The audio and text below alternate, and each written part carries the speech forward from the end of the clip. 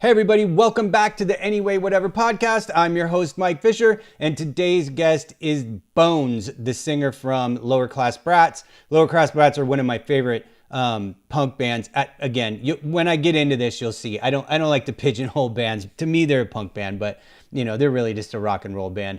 It was nice of Bones to come on. We recorded this early on in my recording schedule, starting this podcast like 6 months ago. The schedule kind of takes on a life of its own, the release schedule. So it's been kicking around on the hard drive for a while, and I wanted to get it out because it's a great episode. Bones is incredibly interesting, very, very nice guy. And they're a great band. I've done some work for them, and I hope to do a lot more.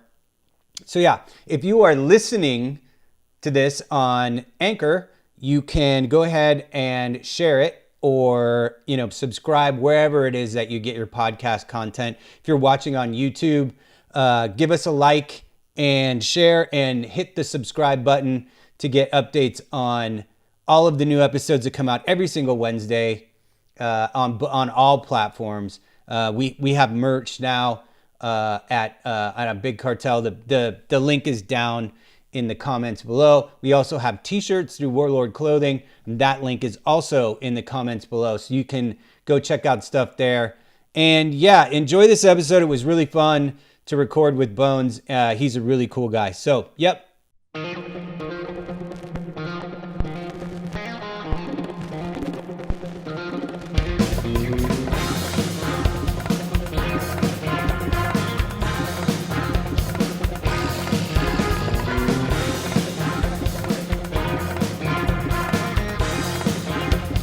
Hey everybody, welcome back. I'm your host, Mike Fisher, and today I am going to be talking to Bones from the punk band Lower Class Brats. Although, let me pause real quick. I don't want to put that on them, that they're a punk rock band, because I don't like to pigeonhole anybody. I'll let Bones decide if he wants to categorize the band that way. They're a rock and roll band, no matter how you look at it. What's up, Bones? Hey, how you doing, man? Good to see you. I'm doing good. Good to see you too. Why don't you give your social media shout outs right up at the beginning, so people can check out your Instagram and stuff like that while we chit chat. Yeah. They can, if you don't follow us, go ahead and follow us at Lower Class Brats Official on Instagram. And you can, from there, you can go down, you can pick up merch from our site at Big Cartel. It's Lower Class Brats, bigcartel.com. So yeah, it's about what I got there. That's perfect. That's perfect. Sell some t-shirts in the days of quarantine. You know it. Me and Bones actually just finished doing a shirt design for Lower Class Brats, and we were on the phone taking care of some of the file transfer business side of that, and I asked him if he'd come on, and he was gracious enough to decide to come and hang out with me for a little while this afternoon. And I super appreciate it. But we have a design for Lower Class Brats, a new shirt design coming out here very soon, right? Yeah, it should be. They should be being printed up right now. It should be shipped out this week, and hopefully we'll have them up for sale and be able to announce them on Friday. Yeah. Oh, awesome. Yeah, because I finished it a little while ago, and I've been having to kind of hold on to showing it too much because they wanted it to kind of remain low key before they actually announced the sale of it. So I'm excited to get to show it off because it was a fun one to do, and it was a cool idea, and it was a really fun shirt to work on because I got to kind of actually paint a little bit instead of just drawing. And that's always fun for me. Painting is like my favorite pastime. It looks amazing, man. That's why we're holding off. We want to do a big unveiling. So yeah, we don't want to give too much away and let people get used to it before they're actually for sale. So. Right. You get that initial impulse, people see and they're like, oh, that's awesome. And then they buy one. Sure. Yeah. Marketing.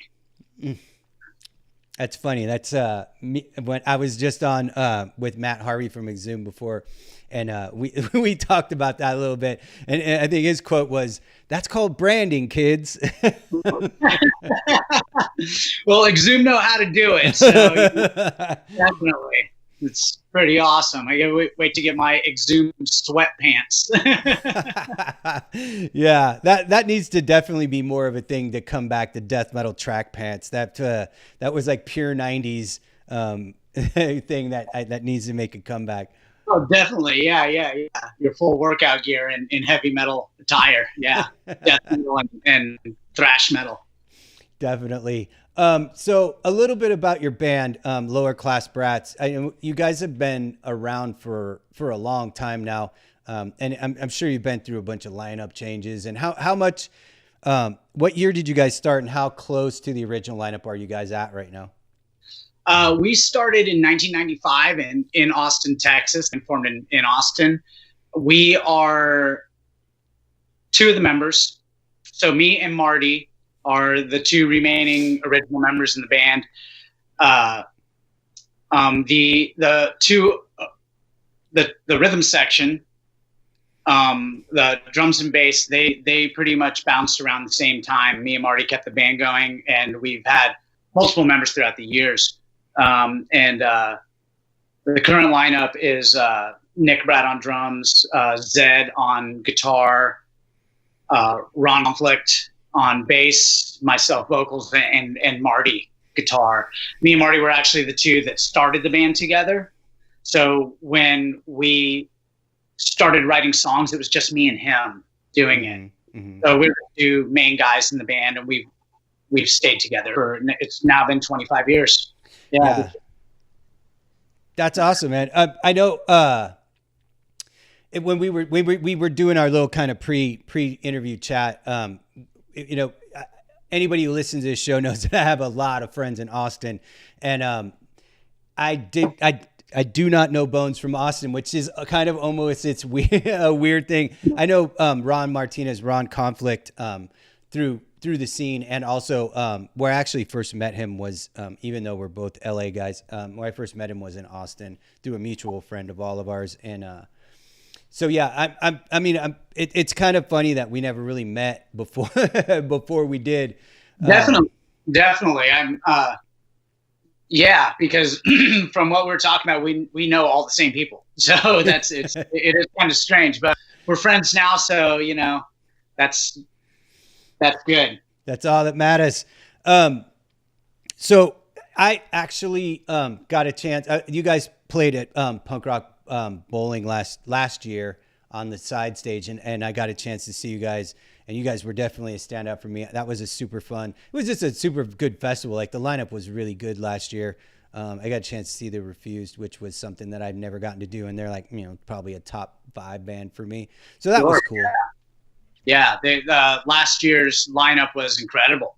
It was great. I enjoyed it. It was probably the funnest punk rock bowling that I've attended so far. Wow. That's probably, they've been doing it for like 25 years. So that's saying something.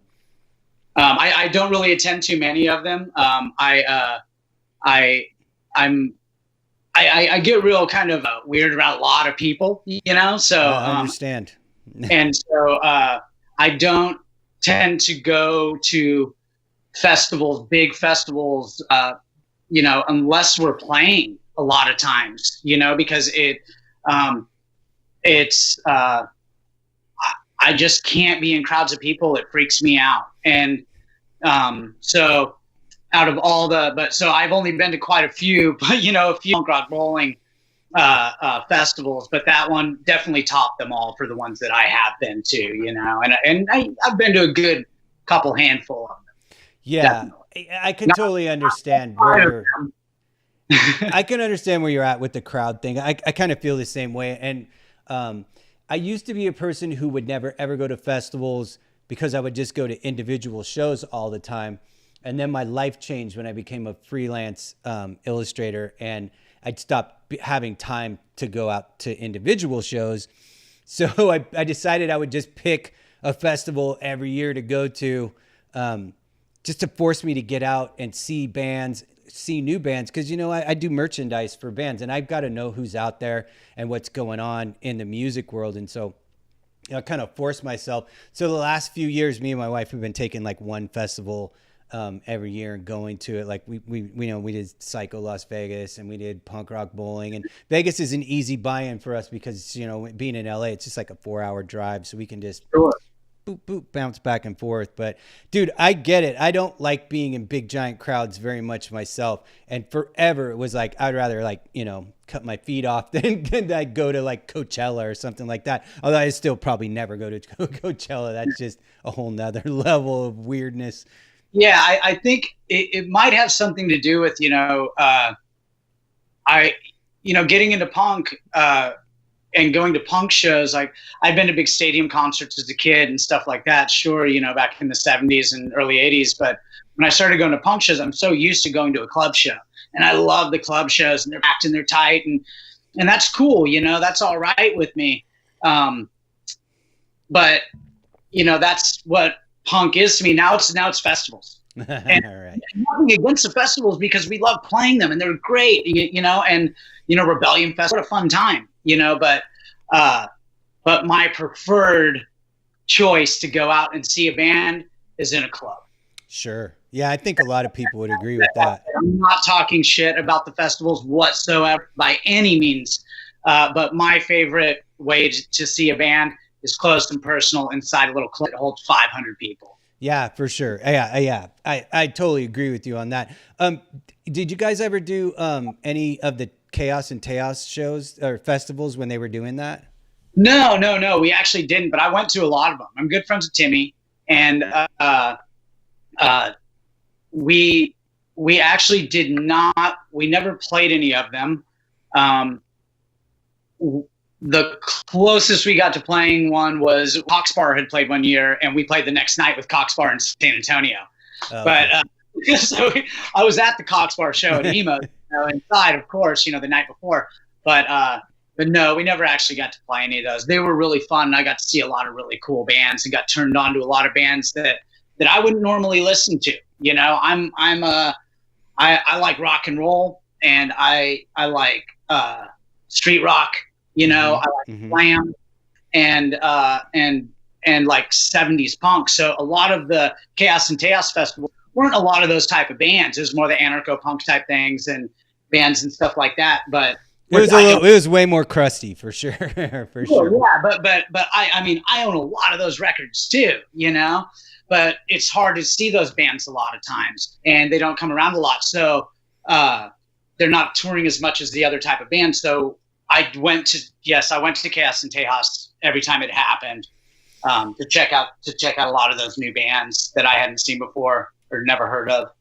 Yeah, I always kind of thought it was weird that they did it the same weekend as Maryland Death Fest, and you kind of almost had to choose: am I going to go to Punk Rock Fest, or am I going to go to Death Metal Festival? And for me, like, I like both of those kind of musics, equally. So It was always like, do I go? You just had to kind of pick by lineup, which kind of sucks. I think if they had scheduled it within a week of each other, they probably could have shared bands a little bit. Because I think there were definitely some bands on like Chaos and Teos that could have definitely also played at Maryland Death Fest, like, grind bands and stuff. Oh yeah, totally. Oh, I'm sure there was. Yeah.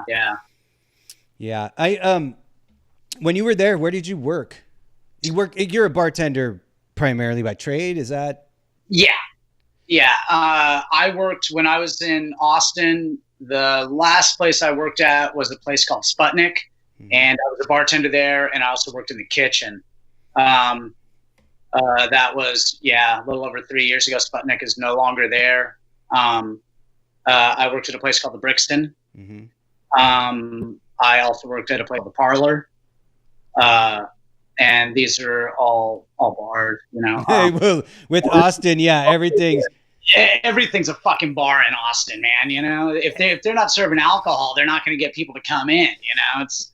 The thing that always amazes me about Austin is like, I've never been to Nashville, so I can't say, but I can't imagine a place that has more places set up to have live music in on one square block. Red River's just like, it's crazy how many bars and places that bands can play, because of South by Southwest and stuff. That makes sense. But I don't know how those places manage to stay open all year when South by isn't going, because there's so much competition.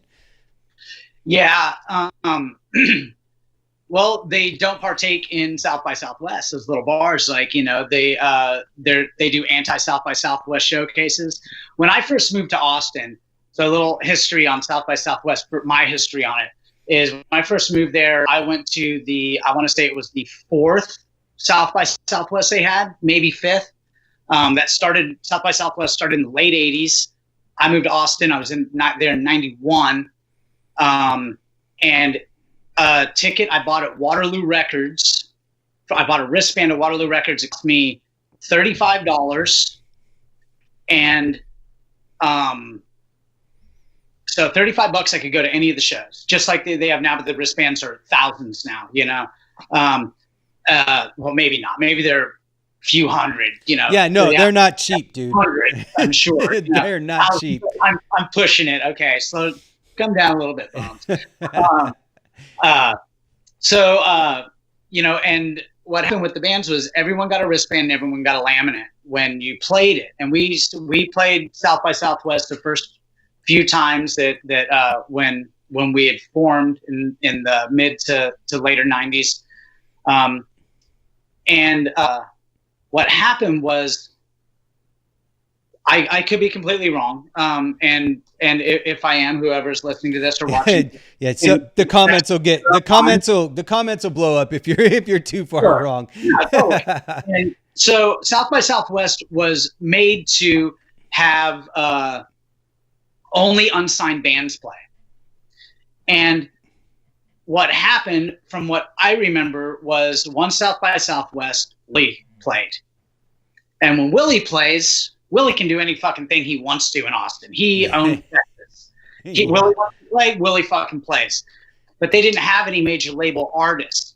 So, and I believe that Willie was the catalyst for this, when after they let him play, that all these other bands started jumping in and wanting to play. And it just became a music festival.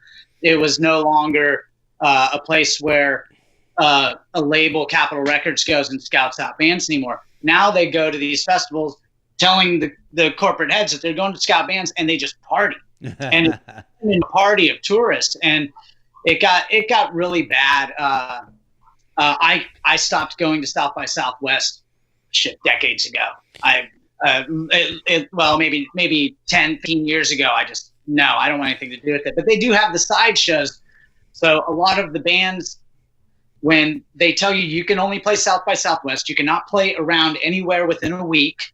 You can't play Dallas. You can't play here. You can't play there within a week of the South if you are a showcase band. So a lot of these underground bands, they just don't do it. They just go on tour and they come down and they get these great shows in Austin. And a lot of the clubs are just like, fuck South by Southwest. And here's our showcase, which I think is great. That is DIY. That is what punk rock is. We will do it our way. Right. Right. That's a reoccurring theme on this podcast, is a DIY thing. I know I started going to, for people who don't know, South by Southwest is a music festival in Austin, Texas, that has grown to such massive size that it's kind of like San Diego Comic-Con. It isn't even what it initially set out to be. And I started going, probably in the early 2000s, because they would do the flat stock poster shows where they would set up all the poster artists to sell rock posters in a big hall there. And I used to go as to be part of that. And I went for a number of years. I would go to Austin every year for South by. And a lot of the best shows I saw were the ones like you were talking about, where it was like some non-sanctioned, no wristband, show. One time it was like a totally random, I don't know what bar it was, but it had like a tiny little back patio deck. And I was going to see I think I was going to see Dan Deacon, who's kind of like this artsy, like kind of almost like a techno guy, but he's like hard art. And I was going to see him, and, just because we were there, you end up seeing whoever else is also playing, and I end up seeing this band, Le Breastfeeders from Montreal. I don't know if you're familiar with them. They are dude, you would love that band. They're a French speaking like garage rock band. Okay. They rip so hard, dude. And it was like one of those things where you're like standing on a patio with the beer, and this band jumps on and just rips. I mean, we're talking like a patio. It wasn't even like there was room for a stage. It was like room for like 30 people and the band, and they were absolutely amazing. And then you go inside, and there's some like gangster rapper doing the bar inside, and then like you go back. It was amazing. I saw 4 different, completely different types of music in one afternoon at the same venue. Yeah, from being in the music scene in Austin for as long as I was there, and dealing with people, the only band that I know that actually got signed from a showcase was my friend's Tony's band. His name's Tony Scalzo, and he plays in a band called Fastball. Uh-huh. And they did a song, The Way. It became a pretty big, adult contemporary radio hit, and I'm sure if you look up Fastball, The Way and play it, everyone knows the fucking song. I know it. one hit wonder band. But they got signed to Hollywood Records from playing a showcase during South by Southwest. And that is the only band that I've ever even heard of being signed through South. And I'm sure that there has been, Sure. Of course, or they wouldn't keep doing it. Well, that's not why they wouldn't keep doing it. I know. Yeah, they keep doing it because it turned into huge business for the city of Austin. Exactly. But yeah, that's the only one. That's the only one. Tony Scalzo, in fact, from Fastball, the bass player Fastball, he ended up playing piano on our new Seditionaries record. So I got Fastball on 3 of the songs on our LP. That is my favorite LCB record, by the way, and that is my favorite LCB song, like by a pretty wide margin. That is an absolutely great song. It's like it's one of those anthem songs where like you cannot not sing out loud when you hear it. Oh, thanks. It's pretty. I think every lyric in that song is, I don't know where they truthfully. It's from the Seditionaries tags on Vivian Westwood and Malcolm McLaren's T-shirts. Oh, wow. For soldiers, dykes, prostitutes, and punks. That's amazing. I did not realize that. They used the Seditionary shirts they made had a little tick on the sleeve, so that ended up being the chorus. I'm like, we got a catchy song here, man. Let's just put some words to it and do it. That is a really catchy song. It's a really catchy song, and now it's like 100 times more punk because that's where the lyrics came from. For people who aren't aware, Vivian Westwood and Malcolm McLaren were the 2 kind of masterminds behind the British punk explosion, and they kind of started the Sex Pistols, and they had a clothing store, and they needed a way to sell their like clothes, and so they just started a band, and so they'd have these kids to put clothes on and put them in front of the world. And like, Vivian Westwood went on to become something totally different than that. I mean, she's like big time deal in the fashion world, and rightly so. I mean, rightly so. She is, and she's still very cool. She has not changed the way she thinks, or her fashions, of course, are a little bit more high end and everything. But when you look at the stuff she makes, it's still that aesthetic. There's still a punk aesthetic to it, which you don't find in other designers, Right. And she's the queen. She invented bondage pants. She invented sure. Now she made those by hand and sold them to kids. Sold them to her band. Right. Right. They one of the other things in the same conversation, and how it kind of applies to what I do for a living, is they used an artist named Jamie Reed to do all of the Sex Pistols kind of artwork. The very famous God Save the Queen, where there's a picture of the Queen's face with the safety pin in the lip. That was done by Jamie Reed. And, as a kid, when I was, trying to figure out, what I wanted to do with my art, and when I started to get into doing stuff for punk bands, like, Pushead obviously was like just an absolutely huge one for me. But like, when I started looking deeper into like, what other artists there were making art for punk bands, Jamie Reed came up obviously right away, and all that stuff was in all the books back then. And, Great Rock and Roll Swindle movie had a lot of Jamie Reed's art direction in it, and so just that whole thing. I was one of those kids who was like, I had a mohawk and bondage pants for about 2 years, and then I just moved on to something else. Like I stopped wearing the costume so much. Right. But for a while there, it was like, I always wanted to have a pair of creepers and a pair of bondage pants, and Try it out. That stuff all came directly from there. I mean, I think you have to set your mark, you have to like make a little bit of a statement when you're a kid and you found your thing, and then, I got sucked into the crossover thing really fast from hardcore because all of that music was staying really fast, and I'm a fast music person. And so a lot of the hardcore bands, it was like either they were getting fast and turning more metal, or they were like going in a completely different direction. So, I kind of just headed off. I, grew my hair out and, all that shit. But sure. Yeah, I actually I shunned it all in the 80s. I stayed a purist, and because I remember growing up in a time when punk rockers and heavy metal kids, they fought. We fight each other. We used to beat the shit out of each other before there was any Metallicas or Slayers or Venoms or Kurthungal or any bands. We beat the shit out of each other on a regular basis. And when crossover started happening, I went to the shows, and I saw DRI on their crossover tour and dealing with it. And I saw Venom and Slayer in '85. That was my very first metal show that I went to, was to see Venom, Slayer, and Bible Black. In fact, I have a flyer sitting. I just pulled it out, and it's sitting on my desk in the other room.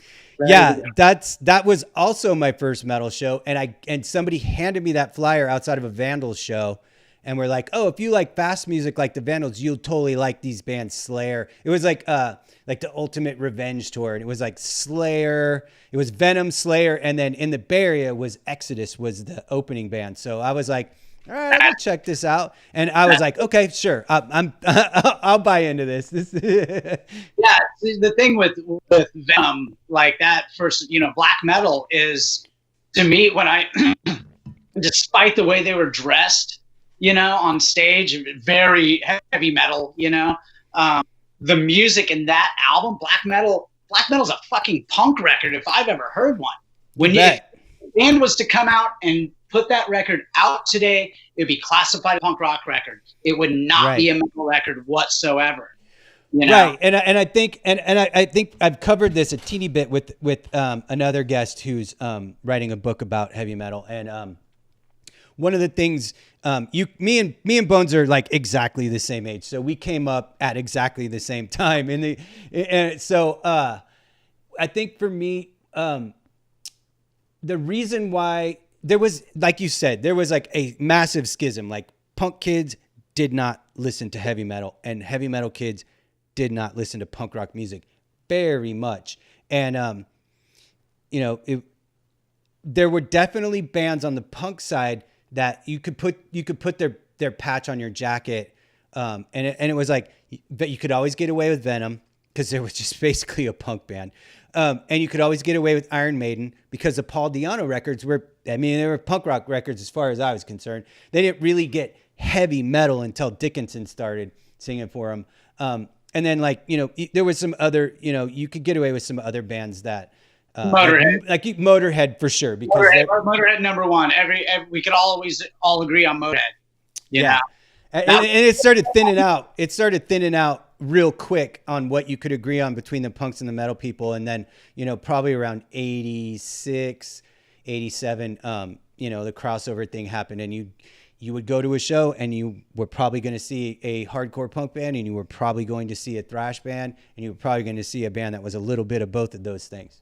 Sure. Yeah, totally. And that worked for me because I'm one of those people that I don't have a problem with like genre surfing.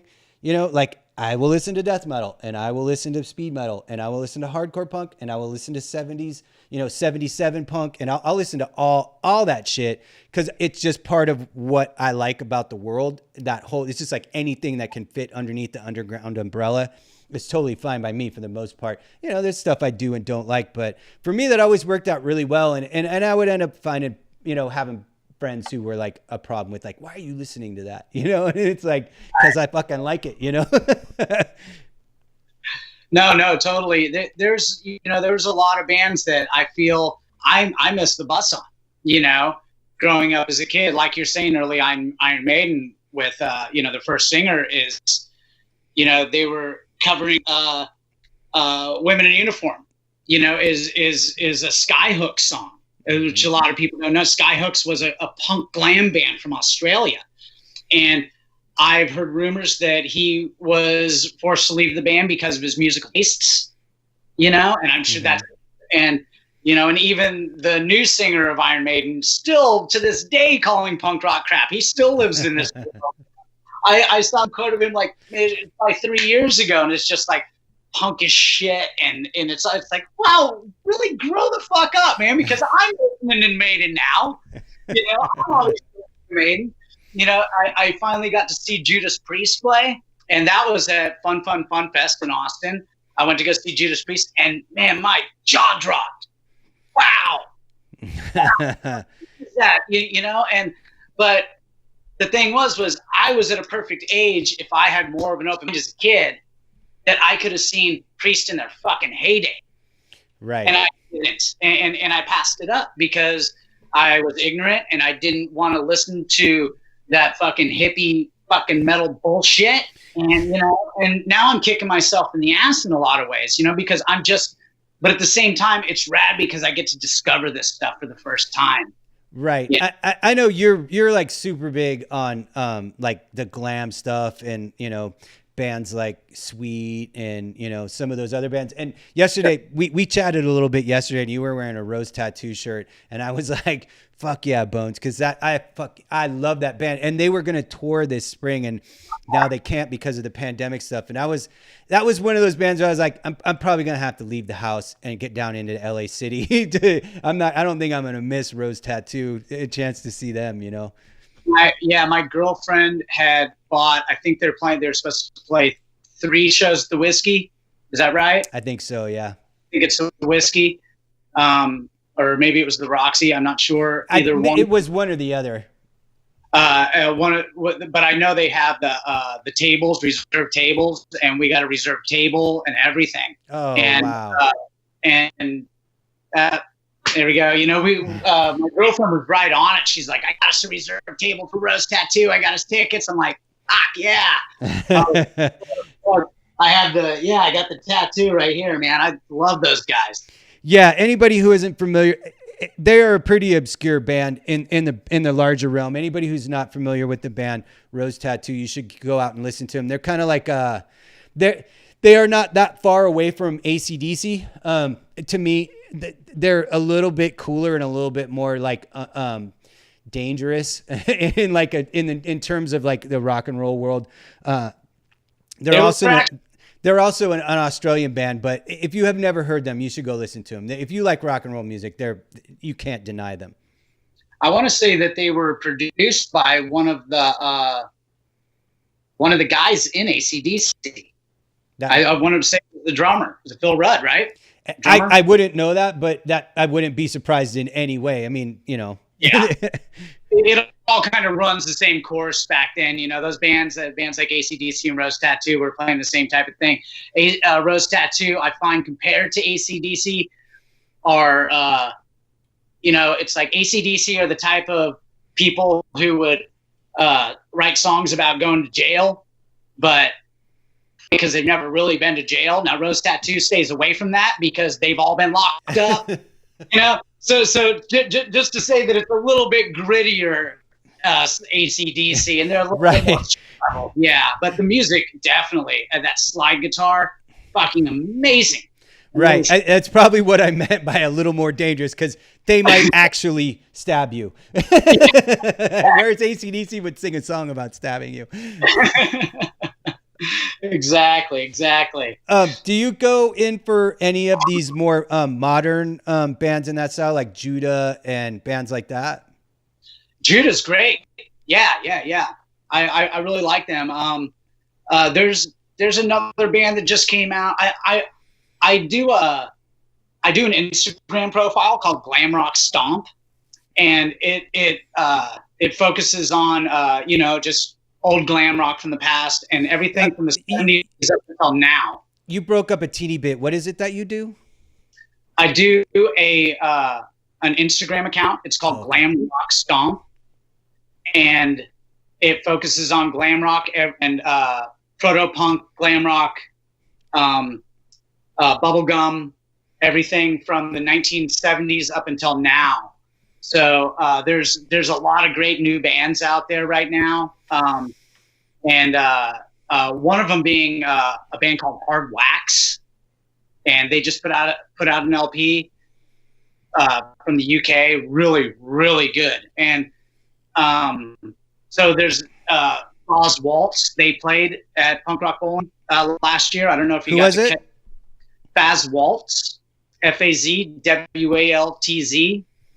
I remember seeing them, but I don't really recall. So they would be on the side of glam rock, saying if you looked at a band like Judah with the big beat type thing, being more like, say, Gary Glitter, right, with the big beat stomp, then you would move that over to the other side of glam rock, where you have Roxy Music and Bowie, and that there you get Faz Waltz, who do that type of music in the glam rock range. Glam rock is an umbrella term for all these different types of music, just like punk rock and just like heavy metal, just like country. There's all the different little facets of it.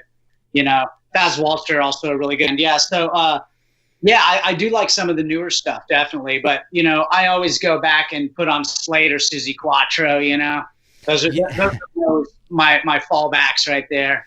Yeah, last week, every week on Spotify, I'm a huge Spotify user. Anybody who listens to this show knows that I Spotify is 100% of my music intake, unless I'm looking for something that they don't have, which is almost never happens. But every week I do an art studio playlist, and I put whatever it is I listen to during the week. I'll put 2 songs by each artist, and it usually ends up being about 2 hours long. And last week I had a couple Suzi Quatro songs on, because I'm with you. I love Suzi Quatro, and she had like a little minute, but I don't think she ever got as big as she should have ever gotten. I mean, she was kind of Joan Jett before Joan Jett was Joan Jett, like Joan Jett kind of stepped like into the shoes that were kind of should have been reserved for Suzi Quatro. And I don't mean that in a bad way, because I absolutely love Joan Jett.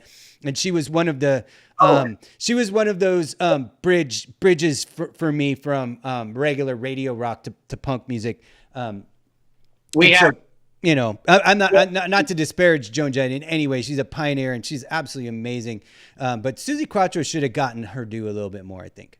I completely agree with you. I love Suzi Quatro, but my record collection probably consists of about this many Joan Jett records. I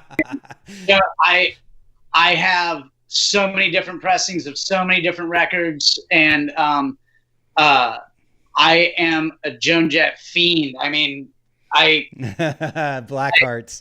I love her to death, and we have so much in common, but she was one of mine too, one of my stepping stones from arena rock into underground music, along with bands like the Specials, Joan Jett and the Blackhearts, bands like Squeeze, Tom Petty. But Joan Jett, I can honestly say I have paid to go see Joan Jett more times than I've paid to see any band play. I've seen Joan Jett 13 times now, and I will see her every time she plays. I'm there, I'm going, That's amazing. Yeah, I think for me, if I was trying to guess which band I've seen the most times, it has to be the Melvins, just because they've been touring consistently for like every 6 months for 35 years, and they always come to LA. And I've seen them in Austin like 10 times on my trips to Austin. But other than that, it's got to be Motorhead, I think, for sure. Motorhead, I'm going to say some shit that's controversial in the rock and roll world about Motorhead right now. Don't do it. I don't want anyone to think that I do not love Motorhead. I absolutely love Motorhead, and I've seen them so many times live. But what happened with Motorhead, and I think some of it may have had to do with Lemmy's age over the years, is they got into that. And it's a thing that drives me crazy about bands. And it's happened to a lot of my favorite bands, is they get into the cycle of just putting out the same record over and over again. It's just the same, like, it's like, you know, we've got to have our, you know, the Ramones did it. Like, we got to have our, I Want to Be Sedated. We've got to have I Want to Be Your Boyfriend. We got to, and it's like, so you just get a record that's kind of the same over and over. And Motorhead, I think, towards the end, probably the last 10 years, that we got a lot of that. Whereas in the 80s, when I was going to see them a lot, and like I had a Motorhead patch on the back of my jacket, it was like, you know, Orgasmatron didn't sound anything like, you know, Iron Fist. You know what I mean? So that ended up being my problem with Motorhead, is that they just ended up having like 4 songs, and every record was those same 4 songs over and over. Again, though, it does not diminish my love for Motorhead, and don't let anybody get mad at me for saying something bad about our Lord and Savior Lemmy Kilmister.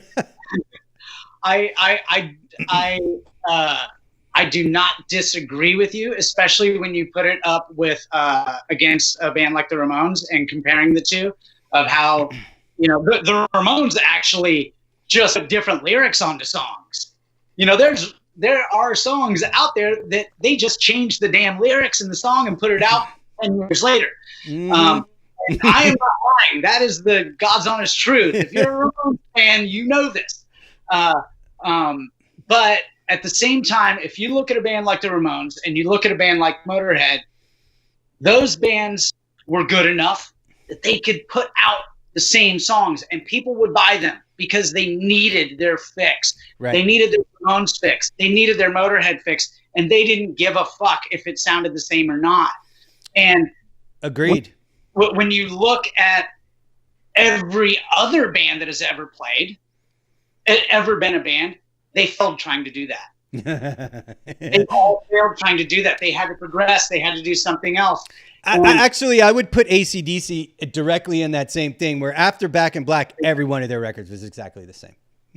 There you go. And I think one of the cool things too is you'd look at Motorhead and the Ramones, and you go, oh, and those two bands are also the only two bands that have no problem getting up on stage and wearing their own gear. So, right. You know, it's like it becomes a product after a while. Not saying that I love the fucking Ramones and I love Motorhead, but you know, I do agree. I do agree. Yeah. I mean, it happens to the best of them. And you know, at least I will say this though, even if the records started to get they started to get samey, they never got watered down. You know what I mean? Like a Motorhead was still just as fierce, in the last couple years as they were, 20, 25 years before that. So they never got watered down. It is, they just got into what I always refer to as the formula. And, Slayer did it. Fucking, it's just a thing that happens. And you can't knock them, but you also can't ignore it. You can't ignore it. Yeah. Agreed. Because Iron Fist is for sure my favorite Motorhead record, and it is absolutely for sure my favorite Motorhead song. Like for sure for me. Like if you ask me about Motorhead, I'm like, oh yeah, Iron Fist is my favorite song. I don't even have to think about it. That's pretty rough for me. I can't think of what my absolute favorite Motorhead song would actually be. And the only one, Vibrator, amazing song. Iron Fist, amazing song. Orgasmatron, wow. With that Orgasmatron, they stepped out of their element and wrote this chugging song that they are way out of their own box right here. Right. That's the thing. I think that Motorhead themselves considers themselves to be a rock and roll band and not like a heavy metal band or whatever. That record is a heavy metal record, and that is a heavy metal song, and I don't think even they could deny that. Orgasmatron is a heavy metal song. Yeah, definitely. But I think when I think of Iron Fist, that's like a punk song to me, because it's just super punk. And Ace of Spades is like a punk song to me. Almost everybody on earth who knows anything about Motorhead, even if you're like, a suburban mom who who drives their kids back and forth to school for 30 years, and you've heard the name Motorhead, the song by them is Ace of Spades. And it's kind of like, it's like I was saying about I Want to Be Sedated. And it's like, my mom knows the words to that song. Right. The very first time, no, it wasn't the first. The first time I saw Motorhead in Texas, they came out, and it was a 4-piece lineup. They came out maybe 93, I'm thinking. And they walked out and did Ace of Spades' first song. And Lemmy comes up on the mic and he goes, "This is how we weed out the weak." Yeah. And it was like, because, for the gawker and the people, the looky-loos, they're not going to stick around for their cover of Beer Drinkers and Hellraisers.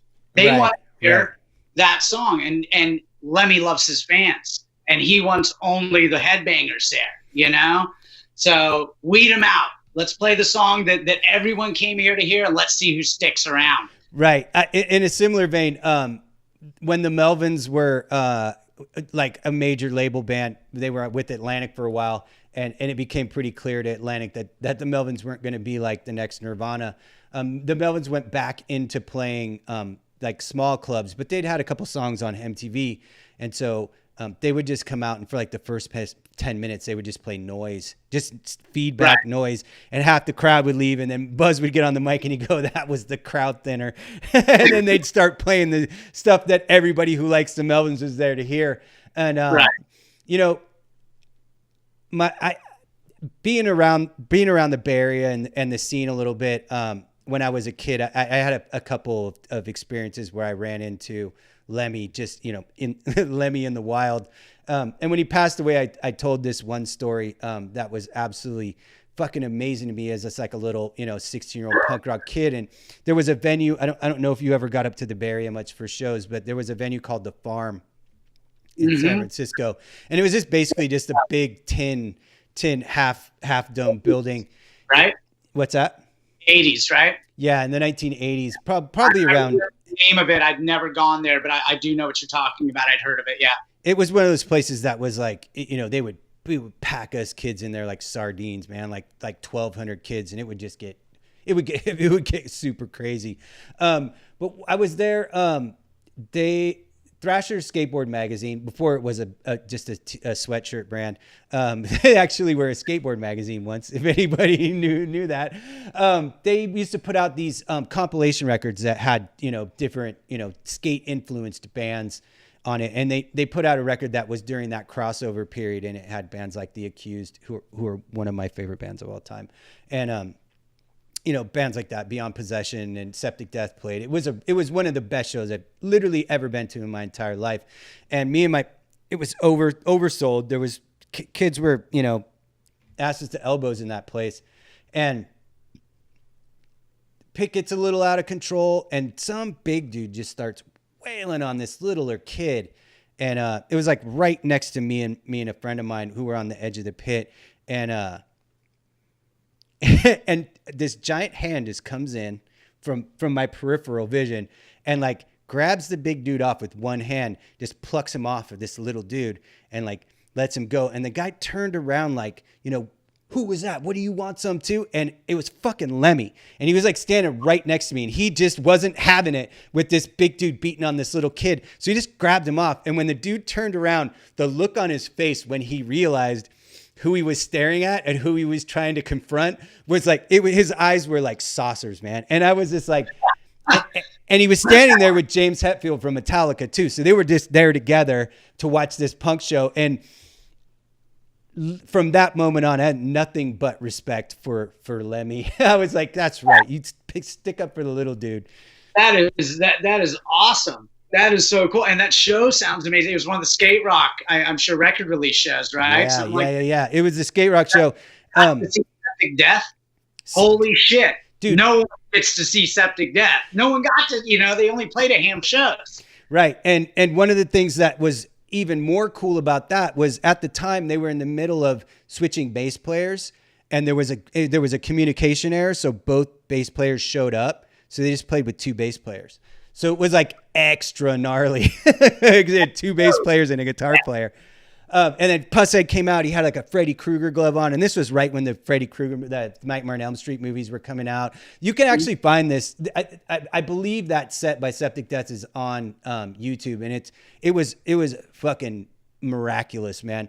And Septic Death for me was one of those bands that they were kind of the prototype grindcore band, because them and Siege no bands were playing that fast at that time. And then, right immediately after, you got like Napalm Death and those bands, but nobody was as fast as Septic Death or Siege. And so, of course, those were two of my favorite bands, because I like fast music. Oh yeah, no, I'm a huge Septic Death fan. A huge Septic Death fan. For me, it got to be Pushead's artwork and reading Puss Zone in Thrasher. I remember when he reviewed Walk Among Us by the Misfits in Thrasher. Yeah, I remember that. I might still have a copy of that in my archive, actually. That review is just like, I'm afraid to buy this album. The way he reviewed albums, because his record reviews were like his artwork. And they were so twisted and weird but it was amazing. And when I finally heard Septic Death and I got the first LP, Need So Much Attention, it just totally changed everything. When the second album came out, Now That I Have the Attention came out, I remember passing it up in the record store because I thought it was the first album, because it has the same artwork on it. Right. It's just a little smaller and has a border around it.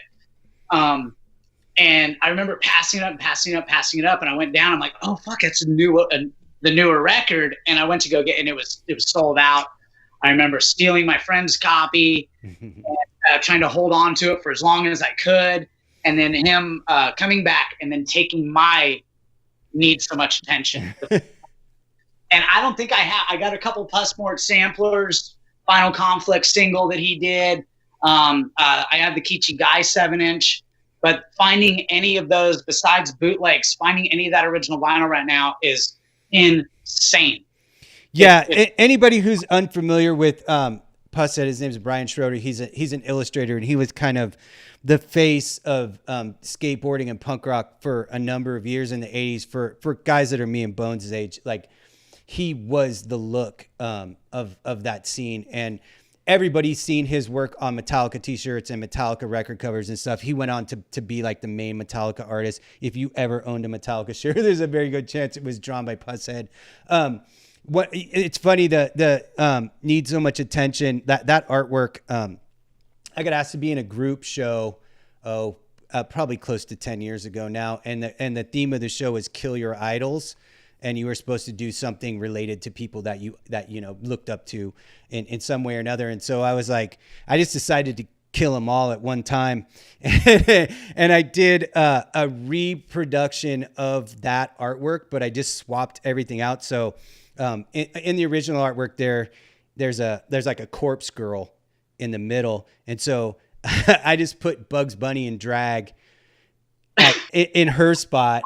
And then I can totally picture it too, because the corpse girl is very seductive looking too on the cover with her hand on her knee, and oh, that's awesome. Right. And then like in the background in the top there's like these ominous eyes in the sky, and I used to put Ren from Ren and Stimpy's eyes in there, and like I put as many different, there's a Rat Fink in there, and there's this, there's some Scooby-Doo references, and I just decided to like just jam as much stuff from like all of my favorite artists and things that influenced me as a kid.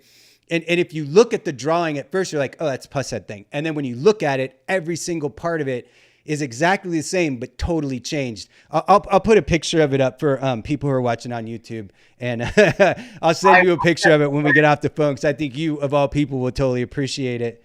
I'm definitely going to have to see this. Yeah.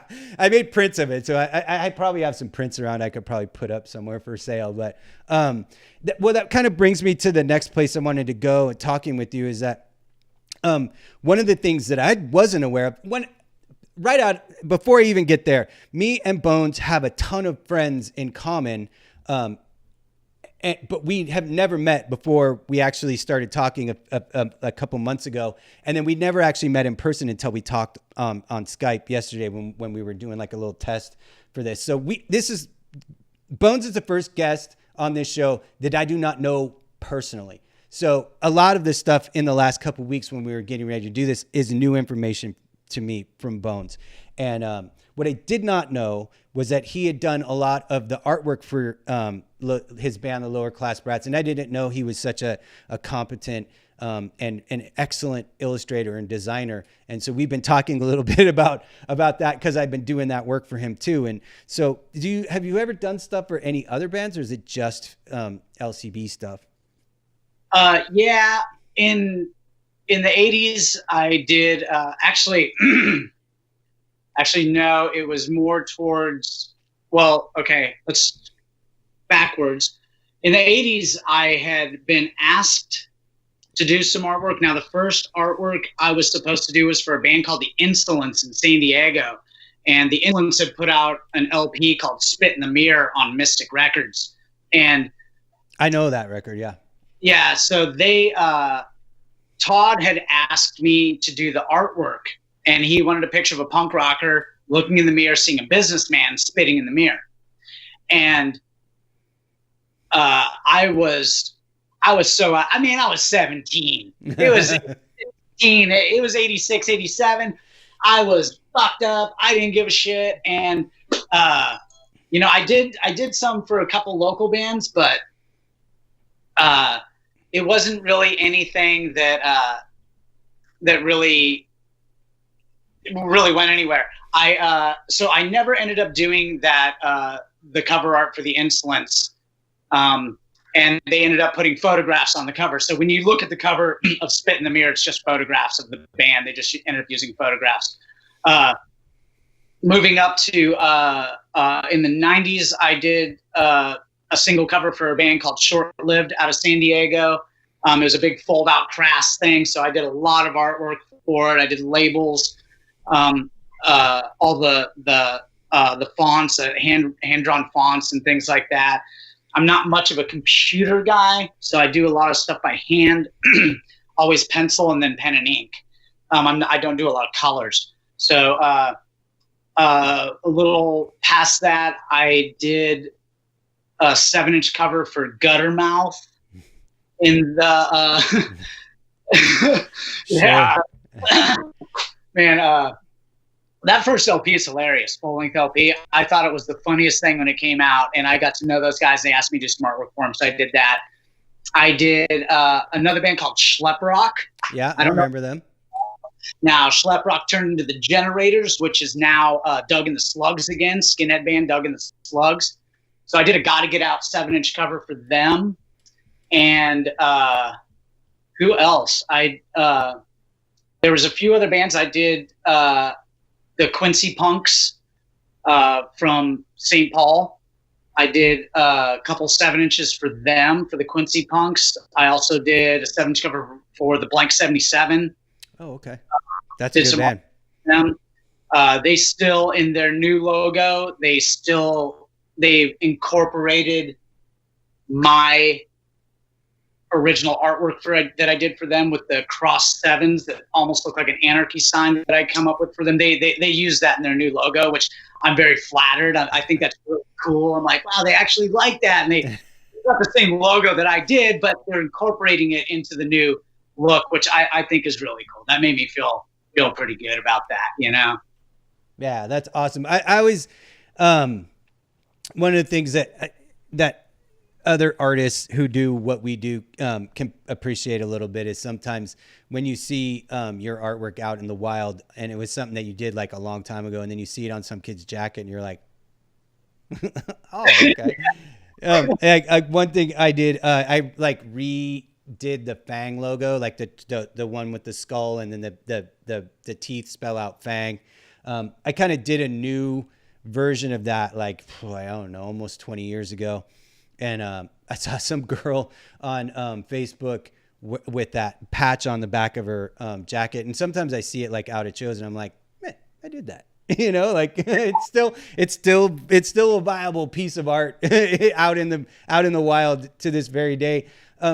In particular, you had done one of the more known Low Class Brats pieces that's based on the Clockwork Orange art, and it's the perspective on it is really well done. And when I, a lot of times I judge things by like, could I do that as good as it was done by somebody else? And usually that's how if I couldn't do it, I'm not by any means like a good enough artist to be able to judge other people. But like if I look at something, I'm like, damn, I wouldn't have done as good a job on that. Like I'm always super impressed with that. And that piece in particular, when I found out you did, I was all, why are they hiring me? If they got this guy in their band, why are they hiring me to do work? Well, yeah, I drew that originally in the 80s. I had painted it on the back of a jacket, and I did it in high school. I painted it on the back of the jacket and the Droog skull. And when the band started, I just thought that it might look cool as a logo for the band. Social Distortion has their little crossed out eye face with the hat or the skeleton, and we need a logo. We need a name logo, and we need a band logo, like an icon. Right, that's branding, kids. Bringing it back full circle. But what I really like is I know it got a good response, and I'm very grateful for that. And but I like to see other people's interpretation of it, and that pleases me to no end. To see other people's take on the Droog skull can be doing it's our Eddie, right. So we could do anything with him. We can make him be doing anything, and he doesn't have to be dressed a certain way. We've had some people do artwork of him where he was dressed as a Droog, in all white. What you did, same thing. We've had people do him with a leather jacket on. Someone did him with a leather jacket with tons of spikes all over it. But it just there's only 3 elements to it, and it's super simple. It's a skull, it's the bowler hat, and it's huge, hideous, long eyelashes coming off of his eye. The character is based on the for people unaware, the Stanley Kubrick movie, A Clockwork Orange, has like this gang of tough guy kids who just go out and like cause all kinds of trouble, and the slang term for them are they're the Droogs. And so when Bones is making reference to a Droog, the mascot for the band is one of these Clockwork Orange type characters. So that's kind of what we're talking about for people who might not know anything about that. But yeah, like it was cool because I talked to Ron first about doing something for you guys, and we went over that, and he's like, you can kind of do whatever you want, like as long as it looks more or less like the character, like kind of get the chin right if you can, and make sure that it has the eyelash and the hat and all that. And so that's really all I really focused on. And then in the sketches, and then once you got involved and we started really talking about a concept for it, and where we ended up taking it, ended up being fantastic because it's kind of a play on another famous piece of art. That we changed levels once we got you in the mix on it, which was awesome. Not that Ron wasn't, Ron was more like, hey, you know what? You just do whatever you want. And then the sketches I sent were like, yeah, you guys had already done those themes. And so you were like, what if we do this? And then shit got real. Yeah, it was really fun. That I'm so excited to unveil this artwork that you did. I'm so excited to do it. And I was talking to Ron, and I was making up some ad mats, for social media, and I'm like, I just want to put a big picture of it up. But no, we got to cover up a piece of it, man. We got to cover up we don't want anyone just using this anywhere they want to use it, and it's like, all right, because it's bitchin' work, man. It's so cool looking. It's so cool looking. I'm really stoked on it. Yeah, I mean, the rewarding thing for me with what I do is, half the time I do work for bands that they're like major label bands or arena bands and stuff that I don't have a lot of connection with. Some of the older school stuff. Like I did some shirts for Steve Miller, and that was really cool because I'm a fan of Steve Miller. And Sure. I got to do like Leonard Skinner, and I got to do some Led Zeppelin stuff, and I got to do shirts for AC/DC and Kiss. And so I'm not a super huge Kiss fan like you are. I'm a fan of the imagery of Kiss, but to be able to get to do stuff for bands that I actually like and listen to, like your band, or like we were talking earlier, like Exhumed, who I was on the phone with before, like to be able to get to do work for bands that I actually like, that's what is important to me. That's like one of those things that like keeps me interested in doing what I'm doing, because if I just did the big arena bands, I could make a living at it and I would be perfectly happy to not have a full-time job, but it's not as fulfilling as doing stuff for bands that I actually really like, Sure. Yeah. I think that kind of goes around the same thing of playing, huge shows for us and playing small club shows, and it's keeping it where your heart is, and going out and, you make your money and you play these huge shows and you come back to do it affords you to be able to do what you really love doing. Right. There you go. That's exactly it. I'm looking at the notes that you sent me about, some of the areas to cover. And one of the things I've talked to a little bit about a couple other guests is that you used to do a fanzine. And that's like one of those things that it's like that's a DIY thing. And that's a reoccurring theme on this show, is this people who just get it done because they want to do it. And so what was the fanzine that you did? How long did it run for? Well, I did quite a few. So I started doing fanzines, I want to say it was probably about 82, 83. I was, I'm 12, 13 years old, and I was just barely too young to start going to shows or anything, but I was buying the records, I was listening to music, and I loved it. There's no way my dad was going to take me to go see Misfits play. It just wasn't, you know what I mean? Or The Exploited or anything like that. So at that young of an age, and not to mention my dad thought I was going completely insane, I mean, we have what you're saying right now is my exact story. Like I was 12, 13, and I could hear there was a college radio station. Thursday nights, they had a show called Vinyl Rights. It was 4 hours of just hardcore punk. And that was how I went to school on all. I couldn't go buy my own records. I couldn't go to shows. But once some kid at my junior high school was like, oh, if you like that music, you should listen to this show.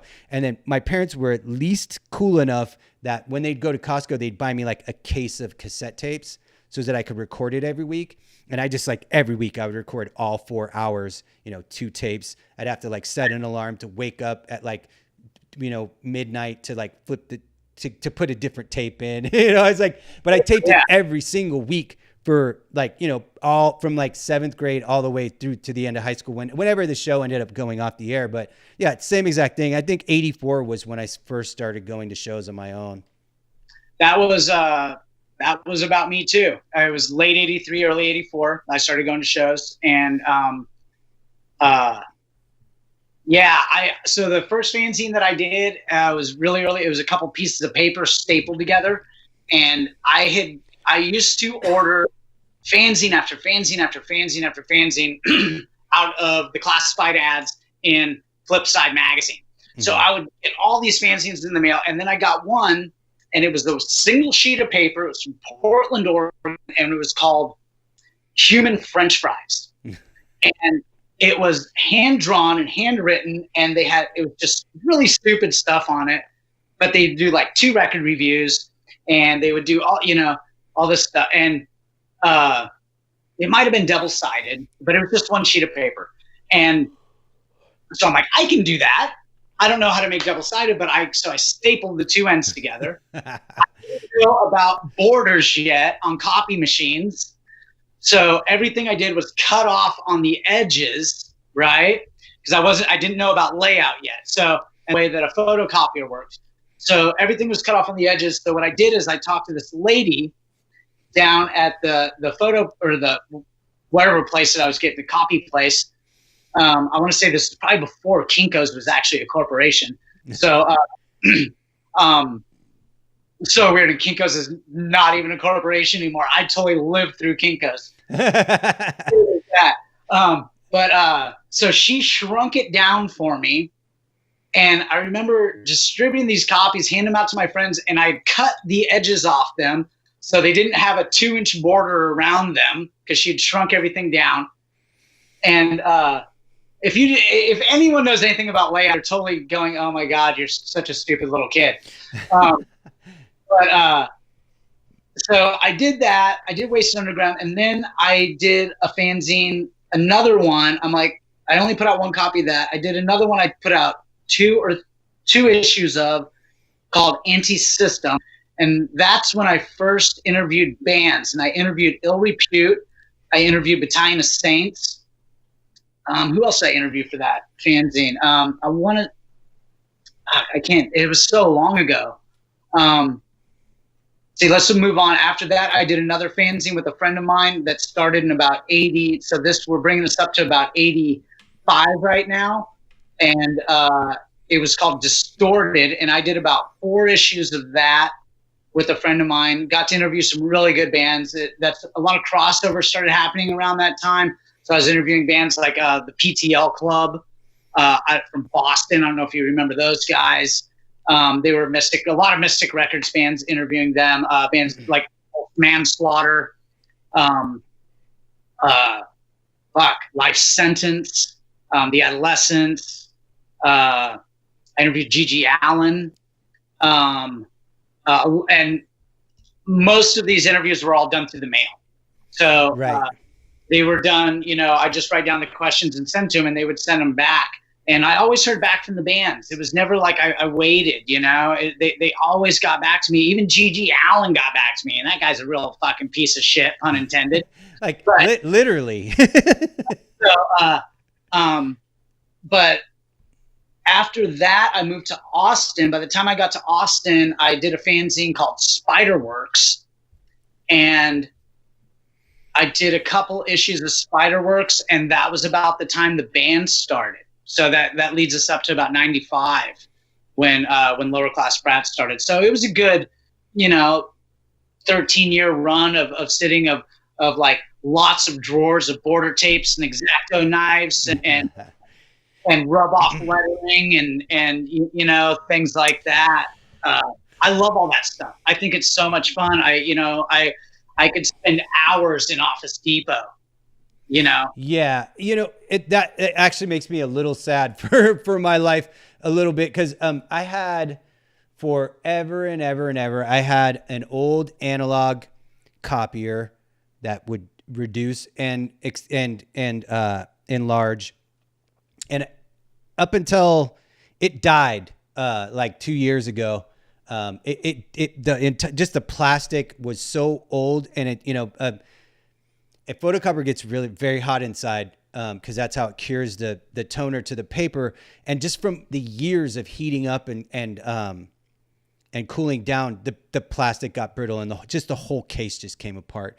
And those things are spring loaded, and once the springs came through the plastic, it was no saving it. I went to Home Depot and bought all these clamps, and I was trying to clamp it all together, and I was like terrified. And I spent 6 months regularly trying to find stuff on Craigslist, like just another old copier.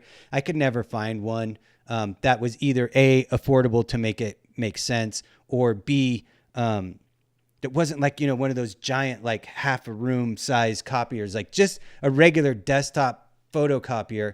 And up until like 2 years ago, I still did a ton of my work that way. I would, it was cut and paste with glue sticks and X-Acto knives. And, part of the look of the way that became part of the look of my design work was just through that. Like, I figured out when I was in high school that if you took a cool piece of text and you just shrank it down all the way down till it was super tiny, just copy after copy after copy, and then you bring it back up, it gets an organic, like grain to it that you can't fake it. You cannot, there's no computer program I've ever found. I found some stuff that does a good enough job that it allowed me to stop trying to look for an old copier. But there's just a look to it and it's never exactly the same. You could do the same shrinking and enlarging with the exact same piece of text, and it will look different every single time you do it. And you can't fake that. I actually, speaking of that, I was talking to our old drummer. Now I'm going to show you something real quick. This is something I made. I just happen to have it sitting here with you talking about that. Now this is our original demo tape. This is the sleeve to our original demo tape that we recorded in '95. Wow. Now check this out. Now, if you can see the cover of that right there. Yeah.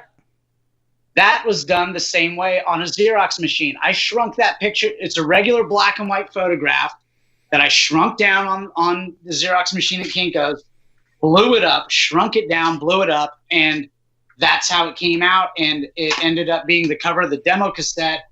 It actually is the same exact photo that's on the demo cassette that is on the first cover, or is on the cover of our first 7-inch. So, and that has that same feel. It was all done on a Xerox machine. So, man, we are the same. It's like we're the same guy, almost. It's kind of fucking crazy. So much time at Kinko's together, it would have been unreal. Dude, totally. Once I got my hands on it, it was like when I got out of high school, between graduating and between starting and animation school, my mom worked at a computer company in the Silicon Valley, and I got an internship, summer internship in the graphics department. And so they had all the shit that professional graphic designers in 1987 would have at their disposal.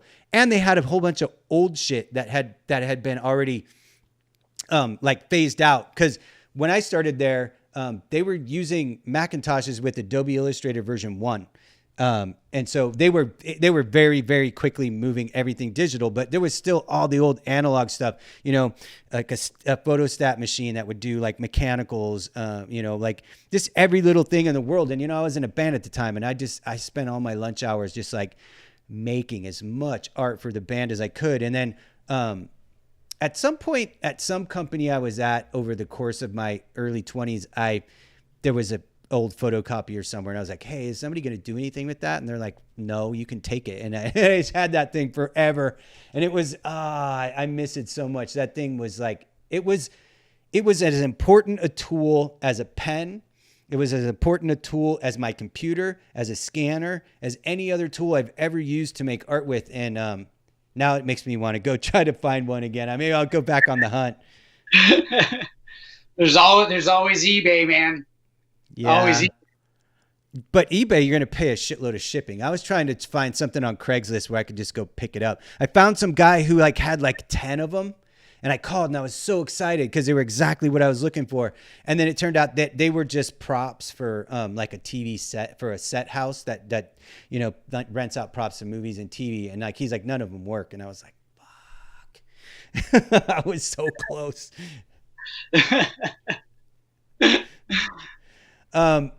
You know, this has been really cool, man. It's been cool getting to sit here and know you a little bit. And it's been a new experience for me with this show. Cause I like I said, I've never really talked to anybody so far that I didn't know really well. So this has been kind of a cool, like, revelation. Like the last thing we talked about brought up a question is what was the first show you went to? Who'd you see? First punk show. First punk show. Oh my gosh. Fuck, I could say my first punk show was Joe Jackson. No. I wouldn't disagree with you. My first punk show proper that was in a proper hall that I went to that wasn't seeing a band in a living room or a backyard or something like that was seeing the Dead Kennedys.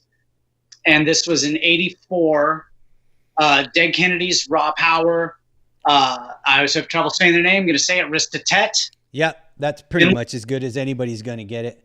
And who quickly turned into the Holy Dolls right after that. I know they changed their name right after that. They were starting to change their style of music when they were still Ristatet at that time. They were playing a little bit more kind of rock and, you know. music. They just put out that Holy Dolls, Risk of 10 Holy Dolls LP. I think that's what they were touring on.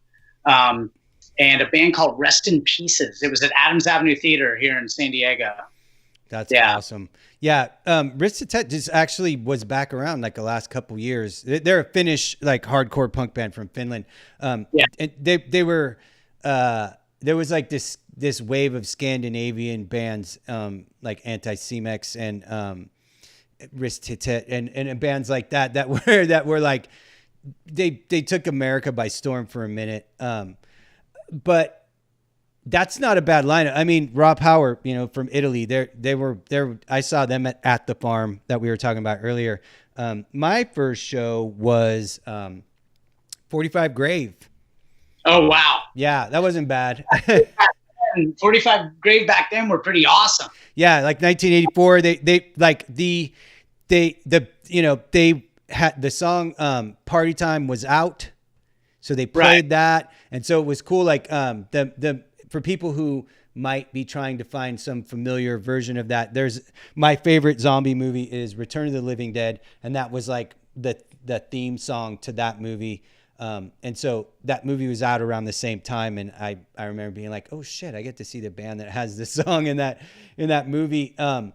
And then it was just like kind of a bunch of local bands that were all important to me at the time, like Executioner and Thieves Cross, and trying to think who else was on that bill. But it was my very first show. I was like 14, somewhere I was like 14, and that was it. It was over from then on out. I was like I was hitchhiking to shows. I was whatever I had to do to get from San Jose up the peninsula to San Francisco or Palo Alto, where most of the shows happened. Me and my friends were like, every weekend. And then we got a lot of really good, San Jose had a lot of really good bands for a long time. And so there was a lot of house party shows. Yeah, there was a lot of great bands that came out of, Northern California.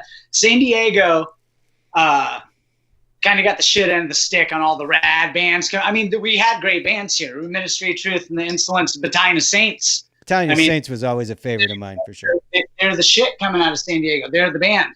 And, but and I was lucky enough to be living in San Diego at that time where I got, because I got the Descendants every month. I got Black Flag every month, and we got the same shows that came up to LA, I think I just hung this thing up over here. It's kind of out of frame, but it's all these flyers from that I cut out of the newspaper from '84. And it, I'm just reading it here. It's Toy Dolls, TSOL, 45 Grave, Sam Hain, JFA, Circle Jerks, Cramp, Raven, Black Flag, Exploited, Channel 3. All these, these are all from 1 year. And it's only 5 little things like how the newspaper isn't, January or July on here is filled with like 6 shows, the Toy Dolls, the Effigies, and Corrosion of Conformity, one show. That's what you're gonna get that night, Right. Actually, to Effigies and the Toy Dolls. Can you think of 3 stranger bands that would go on? Those bands would never play together today. Right. Actually, speaking of COC, like the hoodie that I have right now is a COC hoodie. They're like one of my lifer bands. Like I followed them all the way through being like a stoner rock and radio rock band all the way back to where they are now, where they're kind of more back to being a hardcore punk band. But COC is definitely one of my all-time favorite bands for sure, and like all the way from the beginning, because they actually had songs on that thrasher skate rock record that I was talking about earlier. So yeah, I'm a COC guy through and through. But yeah, like we had it so good, and we had no idea how good we had it in the 80s with shows. That place I was talking about, the farm. Like they would have all day shows where it'd be like 22 bands, and you'd show up at noon, and then bands would go until midnight. And it was like, and it wasn't like it was like a bunch of bands you never heard of. It was like 7 Seconds, Circle Jerks, Adolescents, Descendants. It was like 12 like headlining bands in one day, and they didn't call it a festival or anything. It was just that was just a gig, Yeah, it was just a show. I've talked to a lot of kids, that they've asked, and I've talked to you about things like what we're talking about now, the bands we got to see, and so on and so forth. And they're, oh, you're so lucky. But when I was a kid, I was looking at the guy that was 10 years older than me that got to see the Sex Pistols at Winterland, or he got to see the Clash, or they got to see the Germs, or stuff like that. And those are the people I'm like, oh my God, that's so cool. So it goes down every generation. Now the kids nowadays, they're looking at people like us and they're going, oh my God, I can't believe that you got to see all these bands play. I'm just getting to see these rehashed versions of them. Well, now you're going to grow up and there's going to be kids. Punk rock is obviously not going anywhere. It's 40 years old. It's not going away. It's going to be around in one form or another. So when it comes down the line in the next 10 years, these kids are good. There's going to be little kids going, oh, I can't believe that you got to see Rancid play. Wow. Right. You know what I mean? You got to see the Virus, or you got to see the Casualties, or you got to see Lower Class Brats, So it's going to continue to happen. It doesn't matter, really. I feel I'm very grateful that I lucked out, man. Me and you lucked out at the right place at the right time. And it's really pretty cool. And it's something I will never forget, but it doesn't mean that it's not that it's over. Right. I think for me, if I could have just been 2 years older than I was, I would have gotten to see the Misfits when they were still a band, because they stopped right when I was able to start, just a couple years before I started being able to go to shows. And I just barely missed Minor Threat. I remember listening to that college radio show and them talking about, Minor Threat's going to be at the Tool and Die in San Francisco, and being like, and it was like, I missed Minor Threat by like a year or two. And they're my favorite American hardcore band for sure. And I that's not like some fucking, deep cut, call out that they should be everybody's favorite American hardcore band as far as American hardcore punk goes. I don't think, if you listen now to all of those bands, I think that they hold up as good or better than almost all of them. But I did get to see Black Flag when they were still touring. I got to see almost every one of the important bands outside of those two. And one of the nice things about the festivals now is you can go back and get some of that, in the rehash version, but they still count. Oh no, I mean Flag Flag were amazing. Totally.